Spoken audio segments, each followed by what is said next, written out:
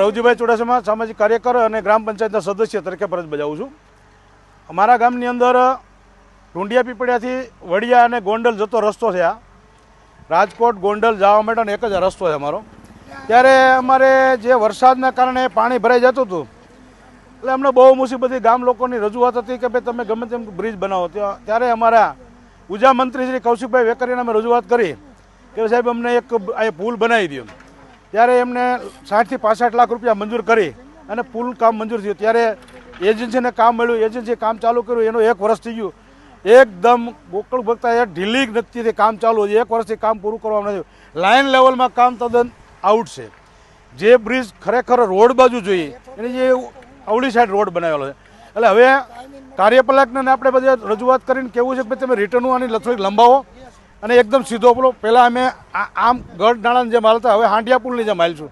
આવો બ્રિજ બન્યો છે. 2 ફૂટ ઊંડો જોતો હતો, ઊંડાની જગ્યાએ 2 ફૂટ અધર લઈ લીધો. એટલે ગામ લોકોને અત્યારે છે ને બધા એવી માંગણી કરે કે ભાઈ આમાં આપણે હાલશું કેમ.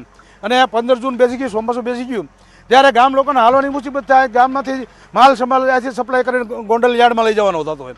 હવે ગોંડલ યાર્ડમાં જવા માટે તો વરસાદ હોય ને પાણી હોય તો ડાયવર્ઝન તો હાલવાનું નથી. એના માટે ગામ લોકોની બધી માગ છે.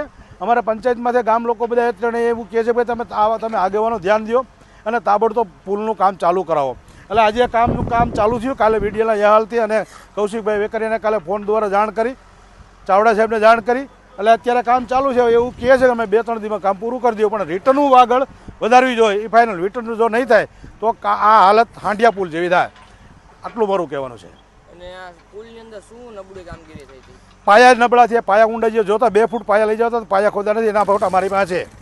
માટી પાથરી અને એમને સીધું આમના પહેલાં જે કંઈ હતા એન્જિનિયર, જે એજન્સીના એન્જિનિયર હતા ને, એમણે બિલકુલ ધ્યાન નથી આપેલું. મેં એમને મૌખિક જાણ કરેલી કે ભાઈ સાહેબ આ તમારું આ જે છે માટી છે એને તો હટાવો અને જે તમે જેસીબીથી ખોદ્યું છે તો 2 ફૂટ એને ઊંડો લઈ જાઓ અને બ્રેકર મારીને ત્યારે 2 ફૂટ ઊંડો લઈ જવાની જગ્યાએ 2 ફૂટ અધર લઈ જાય.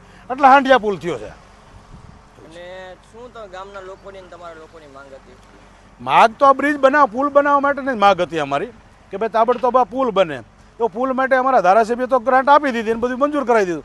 હવે એજન્સી છે, એજન્સીને કામ કરવાનું હોય પણ એજન્સી એકદમ ઢીલી નીતિથી કામ કરે છે.